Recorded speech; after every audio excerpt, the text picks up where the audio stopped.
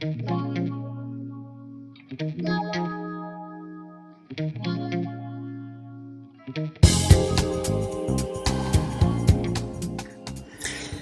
bàsicament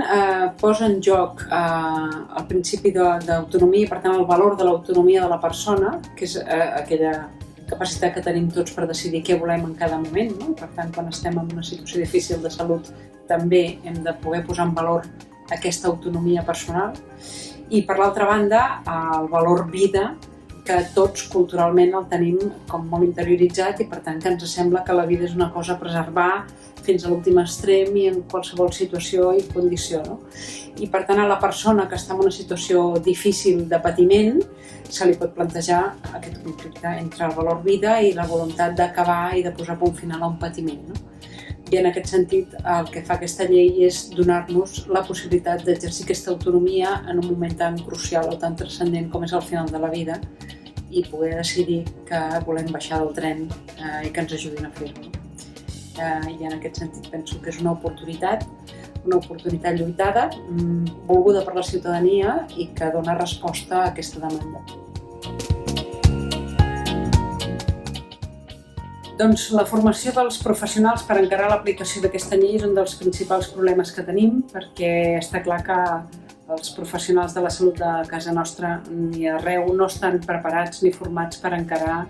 l'ajuda a morir, no? Per començar, perquè en les seves respectives carreres professionals poc els en parlen ni de la mort ni de l'acompanyament a morir en els seus pacients, que ben segur que molts s'hi trobaran al llarg de la professió i per tant, tot i que els que s'hi troben i que ja ho estan aplicant en el camp de l'àmbit dels pal·liatius o malalties que acaben en final de vida ho han d'enfrontar, el fet que se'ls demani ara intervenir amb una petició de la persona que et diu vull que m'ajudis a morir i que em provoquis la mort, evidentment doncs, és un sotrac també emocional, psicològic per ells, que els hem d'ajudar a saber-lo portar,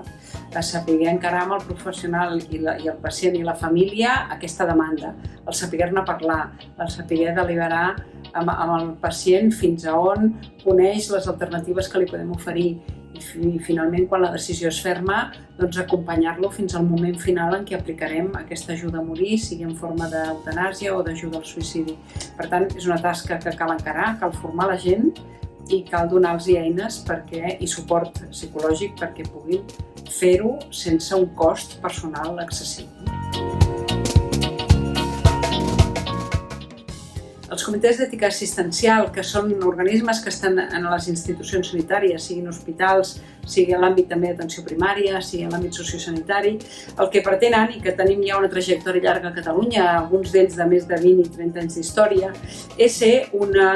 instrument d'ajuda en la presa de decisions quan hi ha dificultats, conflictes de valors, i aquesta ajuda qui la pot demanar? És a dir, qui pot acudir al comitè d'ètica? Doncs poden acudir els professionals d'aquella institució, però també la ciutadania, el pacient o usuari del sistema o la família, quan estan en una situació en què hi ha potser un conflicte de disparitat de criteri o de que l'equip proposa una cosa i la família no l'accepta i en vol decidir una altra i no hi ha una bona